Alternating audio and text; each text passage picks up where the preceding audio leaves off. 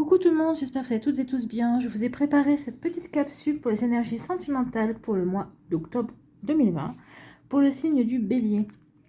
Alors n'hésitez pas également à aller regarder votre ascendant et votre signe lunaire et pourquoi pas votre signe situé dans votre Vénus pour avoir des informations complémentaires.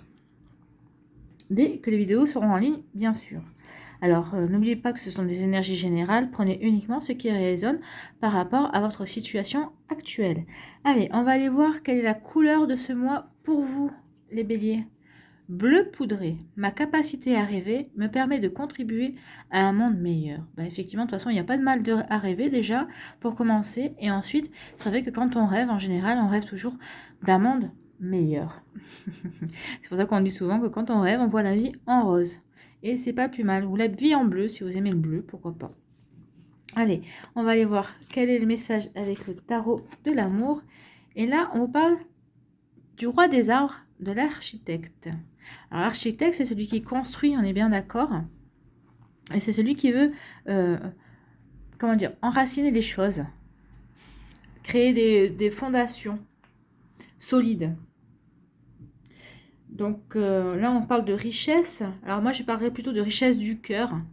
Richesse d'idées aussi, d'intelligence, de quelqu'un d'expérimenté, et on parle de loyauté.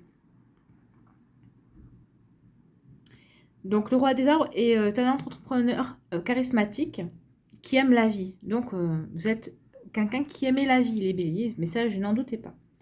Alors il n'est sans doute pas ce que vous attendiez pour ce mois-ci, mais c'est quelqu'un quand même qui est très pragmatique, sensuel, et désireux de partager son savoir. Donc c'est une personne qui va rentrer dans votre vie, ça le roi des arbres, alors que ce soit en amitié ou en sentimental, ou en amour. C'est une personne qui va vous encourager à construire des choses en vous, ou autour de vous, ou peut-être qu'il va vouloir construire avec vous sur des bases solides. Et c'est surtout une personne qui va vous pousser à vous connaître vous-même, et peut-être à poser des bases solides envers vous-même aussi, hein. Parce que des fois, on s'oublie et on se fuit. Alors, c'est peut-être une personne qui va faire éruption dans votre monde physique, mais on dit aussi que c'est une personne qui peut être aussi, si vous méditez, peut-être que c'est quelqu'un qui va se manifester pendant vos méditations, ou lors d'un rêve, ou en lisant un livre, ou en regardant un film, ou peut-être votre voix intérieure, votre intuition. Donc, quelle que soit la façon dont elle va se manifester, cette personne, préparez-vous à l'apaisement et à l'émancipation. Donc, si vous étiez en conflit avec vous-même par rapport à votre vie sentimentale, alors que vous soyez en couple ou célibataire, on vous dit que non, vous allez pouvoir ici dégager ce qu'il faut pour pouvoir enraciner les choses sur une base solide. Alors, si vous êtes célibataire, on vous dit que vous allez retrouver une certaine forme d'apaisement et même de libération par rapport à ce statut peut-être qui vous pèse, mais vous allez l'assumer complètement et justement ça va vous permettre de repartir sur de nouvelles bases. Et si vous êtes en couple, peut-être qu'il y avait des choses qui n'allaient pas et vous allez peut-être repartir sur de nouvelles bases avec votre moitié, ou pas du tout d'ailleurs. Peut-être que vous allez vous dire finalement non, je préfère m'enraciner mais ailleurs et tout seul, ou vous voyez ce qui résonne pour vous. En tout cas, ici ce sont des énergies quand même de fondation et de se reconnecter avec qui nous sommes vraiment, et d'être désireux et d'aimer la vie. Et on vous parlait de rêves, hein. Peut-être que c'est justement à travers vos rêves que vous allez avoir ces messages qui vont vous reconnecter à votre vie sentimentale, à qui vous êtes vraiment. Et vous reconnecter à votre monde intérieur, à vos désirs, hein. C'est très important, les désirs, hein. Ne les mettez pas de côté. Allez, on va aller voir ce qu'on vous dit pour chaque décan. Alors, pour le premier décan, avec la métiste lavorable, on vous dit secret, liaison secrète, liaison discrète, vie double, relation et pensée cachée. Alors, attention. Donc là, ça veut dire il y a plusieurs scénarios qui peuvent se dessiner. Soit vous entamez une relation avec quelqu'un, si vous êtes célibataire, que vous avez quelqu'un qui a dans votre entourage qui vous intéresse, vous êtes vouloir restez caché, hein, comme on dit, pour vivre heureux, vivons cachés, parce que vous avez peur que votre décommérage, que votre relation soit critiquée pour X ou Y raison, ça vous regarde. Donc on vous dit ça. Ou alors peut-être que il va y avoir des choses à cacher parce que vous êtes déjà en couple. Vous allez vouloir vivre quelque chose d'extra-conjugal, on va dire. Donc, on vous parle de vie double. Hein. Attention à ne pas vous emmêler les pinceaux parce que, bon, les relations cachées, c'est pas ce qu'il y a de mieux. Mais bon, c'est vous qui voyez. Moi, je ne juge pas. Allez, pour le deuxième décan, qu'est-ce qu'on dit? On vous parle d'élévation, d'action, d'élever, de porter à un niveau supérieur. Alors là, on serait plutôt dans ces énergies-là. Hein. Dans l'énergie de l'architecte, on veut élever quelque chose.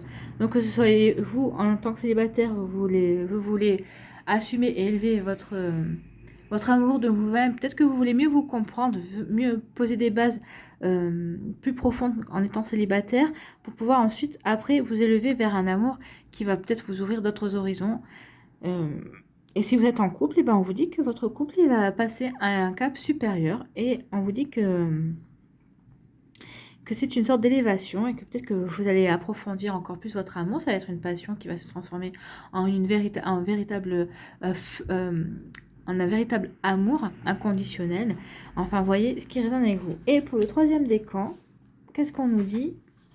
On nous parle de succès. On vous parle que tous les espoirs sont permis, que vous avez une bénédiction. Donc, si vous avez rencontré quelqu'un, si vous êtes célibataire, vous avez quelqu'un en vue, que vous avez rencontré quelqu'un, donc on vous dit que tous les espoirs sont permis de faire quelque chose de sympa. Et si vous êtes en couple, et si tout va bien, on vous dit que de toute façon, vous avez la bénédiction de l'univers.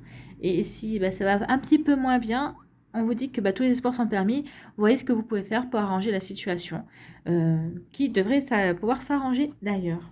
Allez, on va aller voir un petit conseil d'effet.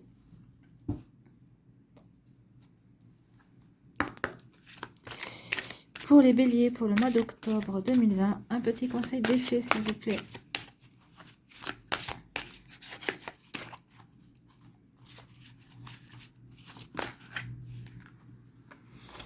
Donc, on vous dit, à qui devez-vous pardonner?